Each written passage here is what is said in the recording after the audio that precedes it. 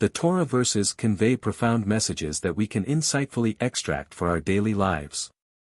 Rabbi Shay Tayan, the Rosh Kollel of Shaarei Ezra in Brooklyn, New York, graciously opens the gates to understand them.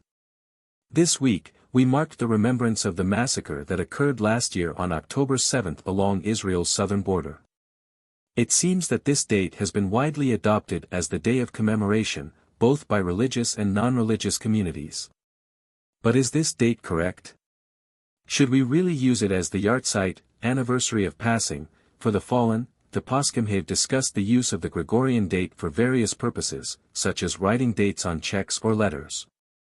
Some hold that this practice falls under the Torah prohibition of following the ways of the Gentiles, chukothagoyim. However, others, Chacham Avadia, permit it when absolutely necessary, such as for writing checks or official documents that do not accept Hebrew dates.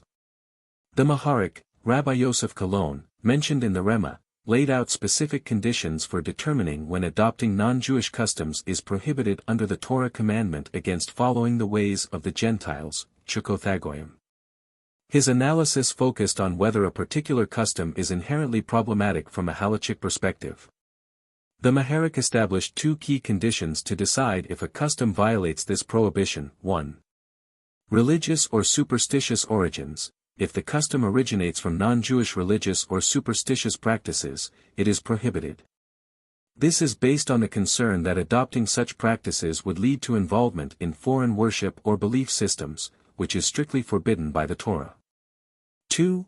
Pritzit, immodesty or immorality. Even if a custom has no connection to foreign religions, it is still forbidden if it involves pritzit that violates Jewish standards of modesty or morality. Any custom that encourages immodesty or immoral conduct is prohibited, as it contradicts Jewish values and the pursuit of holiness. However, if a custom is clearly rational, neutral, and serves a practical purpose, such as a civic norm, the Maharik permits its adoption, as it is not considered to violate Goyagoyim. This includes actions like writing the Gregorian date on official documents, which is seen as a practical necessity with no religious or superstitious significance. These guidelines help clarify when using non-Jewish customs is acceptable in Jewish law. Stay updated with the latest news.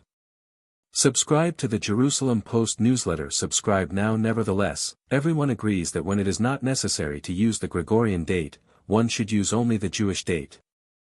The Maharim Shik strongly criticized those who inscribe English dates, write in languages other than Lashon HaKodesh, or use non-Hebrew names on Amitziva, gravestone, or in letters. Thus, although the world marks October 7 as the day of the massacre, we Jews should follow Hashem's calendar and not that of the Gentiles.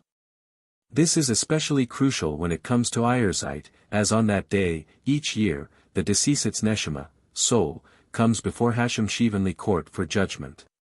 This is why those who wish to elevate the soul engage in extra mitzvot, fasting, Torah learning, lighting a candle, and leading prayers on that day.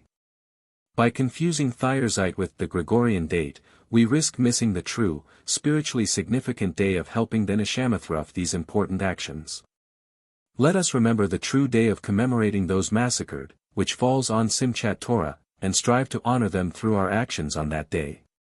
This article was written in cooperation with Shuvah Israel.